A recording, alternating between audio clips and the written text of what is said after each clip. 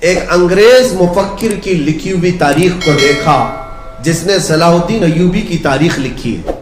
وہ جرمن کا رہنے والا یا اٹلی کا رہنے والا. اس نے یہ لکھا ہے کہ میں نے پوری تاریخ میں ایسا شخص نہیں دیکھا کہ صلاح الدین کے پاس ایک وقت ایسے حالات آ گئے کہ 12,000 کا صرف اس کے پاس لشکر رہ گیا تھا. توجہ چاہتا ہوں, 12,000 کا لشکر رہ گیا تھا اور مقابل میں سارے صلیبی بادشاہ جمع ہوئے اور ان کی فوج جو جمع ہوئی وہ 4 لاکھ کی ہو چکی تھی. اور 4 لاکھ کی فوج وہ صلاح الدین ایوبی کے سر پر لا کر کھڑے ہو گئے. اور صلاح الدین کے پاس راستہ کیا تھا؟ یا تو بھاگ جائے میدان چھوڑ کر, یا تو ان سے صلح کر لے اور علاقے دے دے. لیکن اس مرد قلندر کو ہزاروں سلاح اپنے مجاہدین سے پوچھا کہ تم تعداد دیکھ رہے ہو 4 لاکھ کی اور ہم 12,000 ہیں, اگر ملٹیپل کیا جائے تو پتہ نہیں کتنے گنا ہو بڑھ جائے, کئی گنا بڑھ جائے.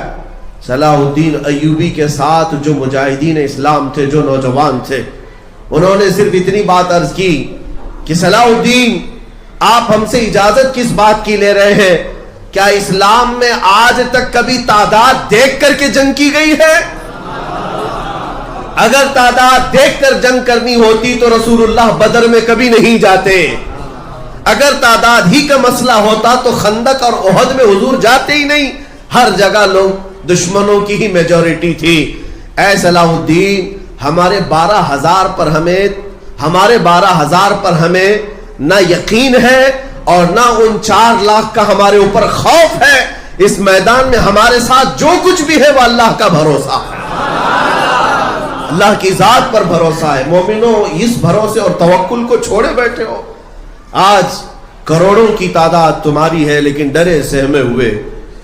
اس کی ایک وجہ یہی ہے, اس کی ایک خاص وجہ کہ جب تک آپ ان تمام حالات کو دیکھ کر کڑتے اور اندر ہی گڑتے رہ جائیں گے.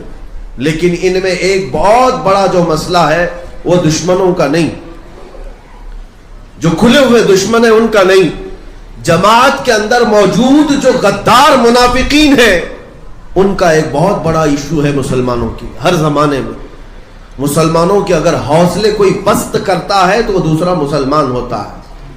مسلمانوں کو اگر پیچھے ڈھکیلنے کی پلاننگ کرتا ہے تو مسلمان ہی آتا ہے. میرے مرشد گرامی حضور تاج الشریعہ رحمت اللہ تعالی علیہ نے ایک آیت کی تشریح بھی فرمائی اور ارشاد فرمایا.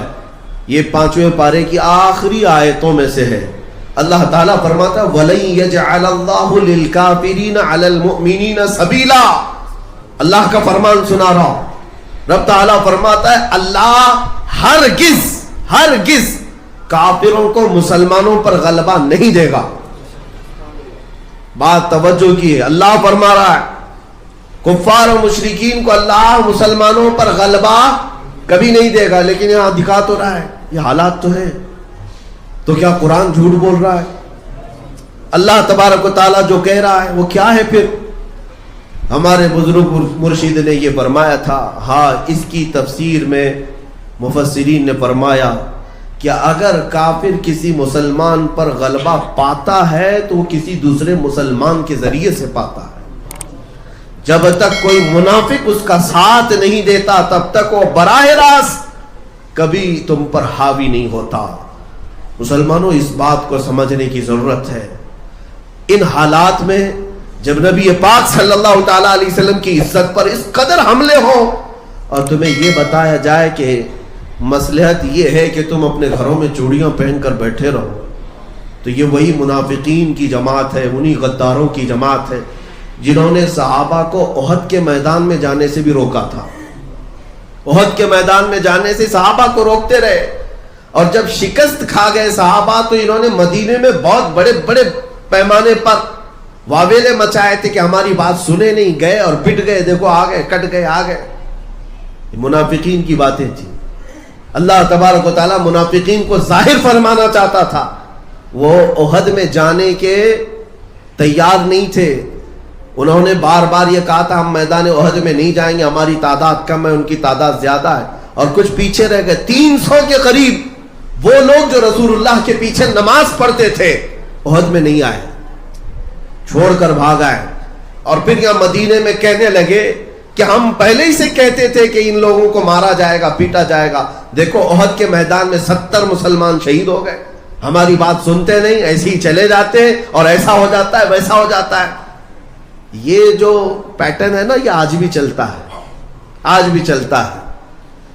کہ ہم تو بولے تھے، پہلے ہی سے بولے تھے، کائے کو اس میں سر کھپانے کی ضرورت تھی. دیکھا مارا گیا ہے، پیٹا گیا ہے، کیسوں میں اندر چلا گیا، کیا ضرورت تھی اس کو. منافقوں تمہیں پتا نہیں، ہم اگر پیٹے جاتے تو صرف نبی پاک کے نام پر. تم کیا سمجھتے ہو حضور کی عزت کی بات کرنا اور گھر میں بیٹھ کر صرف نعرے لگانے کا نام محبت ہے؟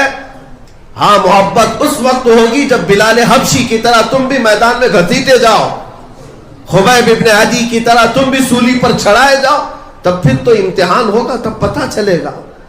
عزیزان گرامی وقار، میں آج آگاہ اس بات سے کرنا چاہتا ہوں کہ ان منافقین کی چھتر چھایا سے بھی باہر نکل آؤ، ان غداروں کی جماعتوں سے باہر نکل آؤ جو دائرہ اسلام میں رہ کر اسلام کو جتنا نقصان پہنچانے کی کوشش کرتے ہیں وہ کفار و مشرکین سے بھی اتنا نقصان نہیں ہوتا ہے. آپ نے دیکھا کہ باضابطہ طور پر مسلمانوں میں ایسے لوگ پالے جاتے خریدے جاتے ہیں، ان کے چہرے پر داڑیاں بھی رکھوائی جاتی ہیں، ان کو جبے کبے بھی پہنائے جاتے ہیں، اور پھر یہ زر خرید ٹٹو وہ ہے جو مومنین کے حوصلے پست کرنے کے لیے لائے جاتے ہیں، اور وقت آتا ہے تو یہ بدل بھی جاتے ہیں. آپ نے دیکھا ہوگا کتنے زمانے تک اتر پردیش کے وقف بورڈ پر ایک شیعہ نام سے وسیم یہ غلبہ حاصل کیے ہوئے حکومت کر رہا تھا، صدارت پر بیٹھا ہوا تھا، بنام مسلمان تھا.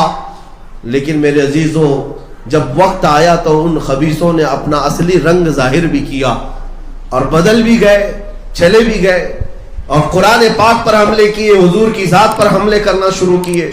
یہ وہی لوگ ہیں جو زر خرید ہیں، بکے ہوئے ہیں، ان کے ناموں پر کبھی نہ جائیں.